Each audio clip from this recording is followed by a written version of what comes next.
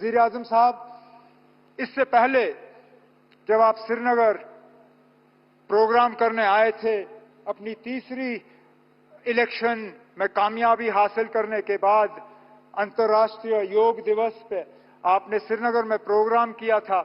उस प्रोग्राम के दौरान आपने कुछ बातें लोगों से की और उन बातों के बुनियाद पे लोग जो हैं वो आपकी बातों पे और ज्यादा यकीन करना शुरू कर गए हैं। आपने 3 बहुत अहम बातें अपनी तकरीर में उस दौरान की।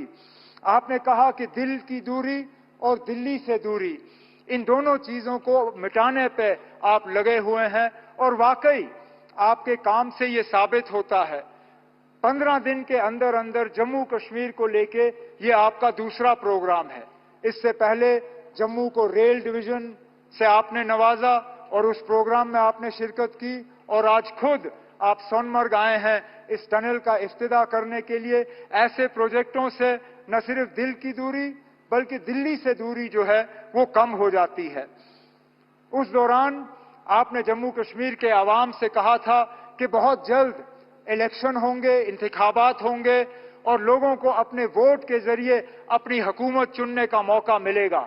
आप अपनी बात पे कायम रहे और 4 महीनों के अंदर अंदर जम्मू कश्मीर में आपने इंतखाबात कराए।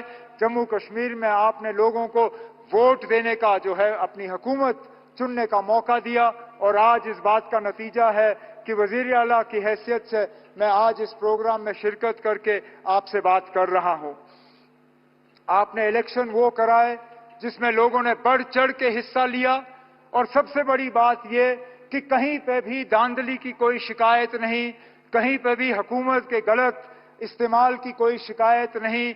एक भी पोलिंग बूथ पे कहीं पे रीपोल की जरूरत नहीं पड़ी। इसका श्रेय आपको, आपके साथियों को और इलेक्शन कमीशन ऑफ इंडिया को जाता है। उस दौरान आपने तीसरी भी बात की जिसको लेके लोग अक्सर बेशतर मुझसे सवाल करते हैं, मेरे साथी, काबिना के, मीडिया के, यहाँ के रहने वाले। वो सवाल ये कि आप जम्मू कश्मीर को रियासत का दर्जा कब मिलेगा? और मैं लोगों को यही कहता हूं कि वजीर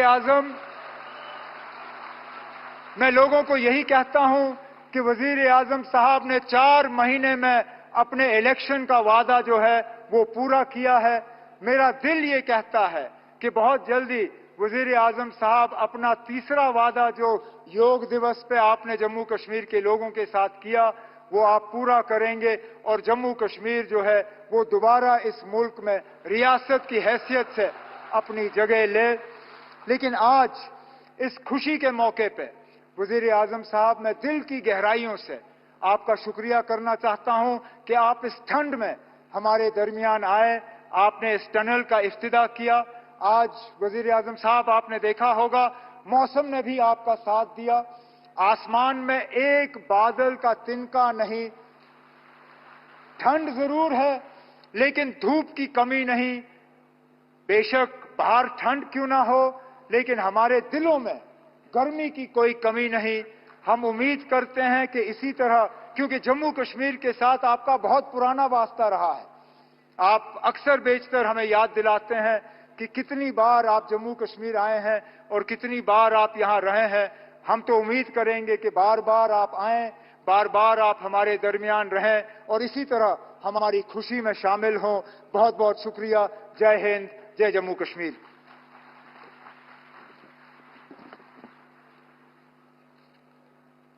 धन्यवाद माननीय मुख्यमंत्री जनाब उमर अब्दुल्ला जी।